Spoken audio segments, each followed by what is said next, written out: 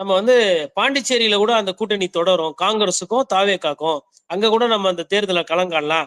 கேரளாலயுமே வந்து குறிப்பா அது நமக்கு ஒரு பெரிய கேரளால மாசு இருக்குன்னாங்க. ஆமா, கேரளால கூட ஒரு பெரிய எழுச்சி கிடைக்கும். அப்ப கேரளாலயும் பெரிய எழுச்சி கிடைக்கும் போது நமக்கு வந்து அங்க வந்து ஆட்சியை தக்க வச்சுக்கலாம். பத்தாவதுக்கு தமிழகத்திலயும் நம்ம வந்து கால் ஊன்றலாம் அப்படின்ற மாதிரி ஒரு கணக்கெல்லாம் போட்டாங்க. அது எப்படி கூட்டி கழிச்சு பார்த்தாலும் விஜய் அவர்கள் தலைமையில அது செட் ஆகாது. அது வந்து மண்குதிரை, அதை நம்பி போனா ஆத்துல வந்து கரைஞ்சு போயிருவோம்னு யாருன்னா சொல்லியிருப்பாங்களா என்னன்னு தெரியல. அந்த ஆட்டத்தை முடிச்சு விட்டாங்க. சோ இப்ப விஜய் அவர்களுக்கு வந்து விஜய் கூப்பிட்டாருல, நீங்க வாங்க நீங்க வாங்கன்னு சொல்லிட்டு அதுல நிறைய பேர் வந்து பாதி பேர் கிட்டத்தட்ட முடிச்சிட்டாங்க. இப்ப நீங்க சொன்ன அந்த 2வது விஷயம், எடப்பாடி பழனிசாமி அவர்கள் அவரும் ஒருவேளை கேட்டை போட்டாரு வச்சுக்கோங்களேன்.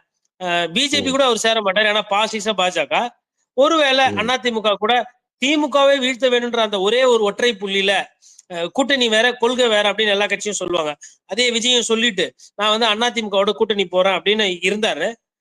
ஒருவேளை வேண்டாம் அப்படின்னு எடப்பாடி பழனிசாமி முடிவு பண்ணிட்டாருன்னா விஜய் தனி